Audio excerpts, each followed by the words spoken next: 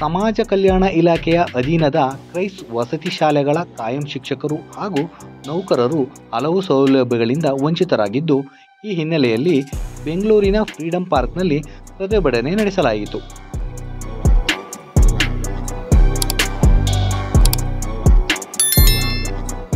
ವಸತಿ ಶಿಕ್ಷಣ ನಿರ್ದೇಶನಾಲಯದ ರಚನೆ ಅಥವಾ SC/ST BC ವಸತಿ ಶಾಲೆಗಳನ್ನು ಸಿಬ್ಬಂದಿಗಳೊಂದಿಗೆ ಸಂಬಂಧಿಸಿದ ಇಲಾಖೆಗಳ ವಶಕ್ಕೆ ನೀಡುವುದು, ಮರಣ ಮತ್ತು ನಿವೃತ್ತಿ ಉಪದಾನ ಸೌಲಭ್ಯ ಒದಗಿಸುವುದು, ನಗದು ರಹಿತ ಚಿಕಿತ್ಸೆಗಾಗಿ ಜ್ಯೋತಿ ಸಂಜೀವಿನಿ ಅನುಷ್ಠಾನಗೊಳಿಸುವುದು ಸೇರಿದಂತೆ ಇನ್ನಿತರ ಬೇಡಿಕೆಗಳನ್ನು ಸರ್ಕಾರದ ಮುಂದಿಡಲಾಯಿತು.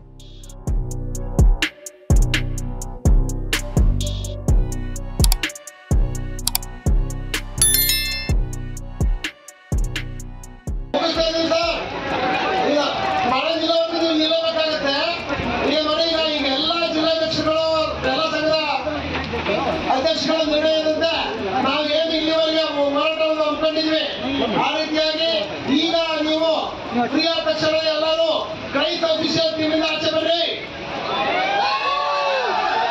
ತದನಂತರ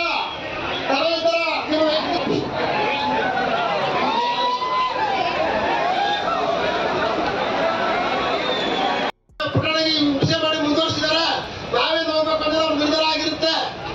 ಆದ್ರೂ ನಾನು ಇದೇ ಟೈಮಲ್ಲಿ ಹೇಳ್ಬೇಕಾದ್ರೆ ನಿಮ್ಗೆ ಹೇಳಿದ್ದೆ, ಒಂದ್ ವೇಳೆ ಅವ್ರು ಬಂದ್ರೆ ಏನ್ ಮಾಡ್ಬೇಕು, ಬರ್ದು ಹೋದ್ರೆ ಏನ್ ಮಾಡ್ಬೇಕು ಅನ್ನೋದನ್ನ ನಾನು ಹೇಳಿದ್ದೀನಿ. ಆ ಮಾತಾಡ್ತಾ ನಡೀತಾ ಇದೀವಿ. ಬಂದಿಲ್ಲ, ಹೋರಾಟ ಮುಂದುವರಿತದೆ. ರಾಜ್ಯ ತಂಡದವರು 2ನೇ ತಾರೀಕಿಂದ 5ನೇ ತಾರೀಕಿಗೆ ಪ್ರತಿ ದಿನ ಒಂದೊಂದು ಜಿಲ್ಲೆ ಬರ್ತೇವೆ. ನಿಮ್ಮ ಜಿಲ್ಲೆಯಲ್ಲಿ 2ನೇ ತಾರೀಕು 1ನೇ ತಾರೀಕು ಒಂದ್ ವೇಳೆ ನಮ್ಮ ಶಾಲೆ ಇರ್ತೀನಿ ನಾನು 29, 31 ನೀವೆಲ್ಲ ನಮ್ಮ ಶಾಲೆಯಲ್ಲಿ ಅವ್ರ ಶಾಲೆಯಲ್ಲಿ ಏರಿ 31ನೇ ತಾರೀಕು ನಮ್ಮ ಒಕ್ಕೂಟದ ಪದಾಧಿಕಾರಿಗಳು ಜಿಲ್ಲಾ ಪದಾಧಿಕಾರಿಗಳ ಮುಂಜಾಗ್ರತವಾಗಿ 2, 3, 4ಕ್ಕೆ ನಾನು ನಮ್ಮ ತಂಡ ಒಕ್ಕೂಟದವರು ಒಂದೊಂದು ಎಲ್ಲೆಲ್ಲ ಆಗ್ತದೆ ಅಲ್ಲಿಗೆ ನಾವೇ ಬರ್ತೀವಿ 3 ದಿವಸ. ಆಗ್ಬೋದಾ? ನಾವು ಯಾವತ್ತೂ ಸಹ ಇಲ್ಲಿ ಹೇಳ್ತೀವಿ ನೋಡಿ, ಹುಟ್ಟೋದೊಂದಿನ ಸಾಯೋದೊಂದಿನ ಮಾತು ತಪ್ಪಿ ನಡೆಯಲ್ಲ. ನಾನು 3 ವರ್ಷಗಳಲ್ಲಿ ಹಲವಾರು ನೋವುಗಳನ್ನು ಉಂಡಿದ್ದೇವೆ. ನಮ್ಮ ಜೊತೆಗೆ ಪ್ರಾಂಶುಪಾಲರು ಎಲ್ಲ ಸಂಘದ ಅಧ್ಯಕ್ಷರಿದ್ದಾರೆ, ನೀವೆಲ್ಲ ಇದ್ದೀರಿ. ಕಾರ್ಯಕಾರಿ ಸಮಿತಿ ನಿರ್ಧಾರ ಇದೆ, ಜಿಲ್ಲಾಧ್ಯಕ್ಷರಂತ ಪ್ರೊಸೀಡಿಂಗ್ಸ್ ಇದೆ. ಏನು ತೊಂದರೆ ಇಲ್ಲ, ಧೈರ್ಯವಾಗಿ ಮುಂದುವರೋಣ. 4ನೇ ತಾರೀಕು ತರುವಾಯ ಮುಂದೆ ಏನ್ ಮಾಡ್ಬೇಕು ಅಂತ ನಿಮ್ಗೆ ಸಜನೆ ಕೊಡ್ತೇವೆ. ಇಷ್ಟು ವಿಚಾರಗಳು ತಮಗೆಲ್ಲ ತಿಳಿಸ ತಾವು ಎಲ್ಲ ಎಷ್ಟು ಪ್ರೀತಿಯಿಂದ ಬಂದಿದ್ರಿ. ಬಹಳ ಕಟ್ಟೆಚ್ಚರದಿಂದ ಎಚ್ಚರಿಕೆ ತಮ್ಮ ಮನೆಗಳಿಗೆ ತೆರಳಿ, ನಾಳೆ ಬೆಳಗ್ಗೆ ಇಂಟರ್ಗೆ ಬಯೋಮೆಟ್ರಿಕ್ ಹಾಕ್ಬೇಕು, ಅಷ್ಟೊಳಗೆ ಶಾಲೆಗಳಿಗೆ ತೆರಳಿ ಅಂತೇಳಿ ಎಲ್ಲ ಸಮಸ್ತ ವೃತ್ತಿ ಬಂದವರಿಗೆ, ಎಲ್ಲ ನಮ್ಮ ಆರ್ಎಸ್ಐನ ರಾಜ್ಯ ವಿಭಾಗೀಯ ಪದಾಧಿಕಾರಿಗಳಿಗೆ, ಜಿಲ್ಲಾ ಪದಾಧಿಕಾರಿಗಳಿಗೆ, ವೃತ್ತಿ ಬಂದವರಿಗೆ, ಪ್ರಾಂಶುಪಾಲ ಸಂಘದ ಅಧ್ಯಕ್ಷರಿಗೆ, ಒಕ್ಕೂಟದ ಅಧ್ಯಕ್ಷರಿಗೆ, FDA, warden, nurse, computer, PE, music, drawing ಎಲ್ಲ ಸಂಘದ ಅಧ್ಯಕ್ಷರು ಮತ್ತೆ ಅಲ್ಲಿಯ ಸದಸ್ಯರಿಗೆ ನಮ್ಮ ನಮ್ಮ ನಾಯಕತ್ವದಲ್ಲಿ ಎಲ್ಲ ಸಾಮೂಹಿಕ ನಾಯಕತ್ವದಲ್ಲಿ ನಡೆದಂತಹ ಈ ಅಭೂತಪೂರ್ವ ಒಂದು ಹೋರಾಟಕ್ಕೆ ಬೆಂಬಲಿಸಿದಂತೆ ನಿಮ್ಮೆಲ್ಲರಿಗೂ ಸಹ ನಾವು ಹೃತ್ಪೂರ್ವಕ ಮುಗಿಸ್ತೇವೆ. ಈ ಹೋರಾಟದ ನಂತರ ಮತ್ತೊಂದು ದಿನವೂ ಕೂಡ ನಾವು ಸುಮಾರು 3,000-4,000 ಜನ ಇಲ್ಲಿ ಸೇರಿರುವುದೇ ನಮ್ಮ ಗೆಲುವು. ನಿಜವಾಗಿಯೂ ನಮ್ಮ ಹೋರಾಟಕ್ಕೆ ಸರ್ಕಾರ ತಲೆ ಬಾಗಲೇಬೇಕು. ನಮ್ಮೆಲ್ಲ ಬೇಡಿಕೆಗಳು ನ್ಯಾಯಯುತವಾಗಿದ್ದಾವೆ.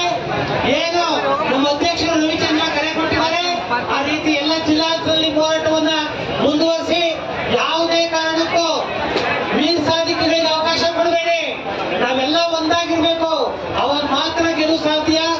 ನೀವೆಲ್ಲರೂ ಕೂಡ ಒಂದಾಗಿರಿ, ನಿಮ್ಮೊಂದಿಗೆ ನಾವಿರ್ತೀವಿ. ಈ ಹೋರಾಟ ಗೆಲ್ಲೋವರೆಗೂ ಯಾವುದೇ ಕಾರಣಕ್ಕೂ ನಿಲುಗಡೆ ಇಲ್ಲ. ನಮ್ಮ ಹೋರಾಟಕ್ಕೆ ಬಿಡುವೆ ಇರೋದಿಲ್ಲ. ಮುಂದಿನ ಯೋಜನೆಯನ್ನ ಖಂಡಿತ ನಾವು ಮಾಡ್ತೀವಿ. ಆಗಿರ್ತಕ್ಕಂಥ ಈ ವಸತಿ ಸಂಸ್ಥೆಗಳನ್ನ ಕಟ್ಟಿ ಬೆಳೆಸ್ತಕ್ಕಂಥ ನಾವು ನಮ್ಮ ಉಳಿವಿಗಾಗಿ ಹೋರಾಟವನ್ನ ಮಾಡುತ್ತಿರ್ತೀವಿ. ನಮ್ಮ ಎಲ್ಲ ಪ್ರಾಂಶುಪಾಲರು ಕೂಡ ಬೆಂಬಲ ಕೊಡ್ತಾ ಇದ್ದೇವೆ.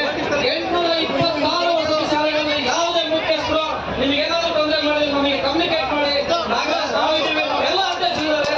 ನಾವು ಡಿಜಿಟ್ ಟು ಡಿಜಿಟ್ ಫಾಲೋ ಮಾಡ್ತೀವಿ, ಕ್ಷಣ ಕ್ಷಣಕ್ಕೆ ಫಾಲೋ ಮಾಡ್ತೀವಿ, ಕ್ಷಣ ಕ್ಷಣ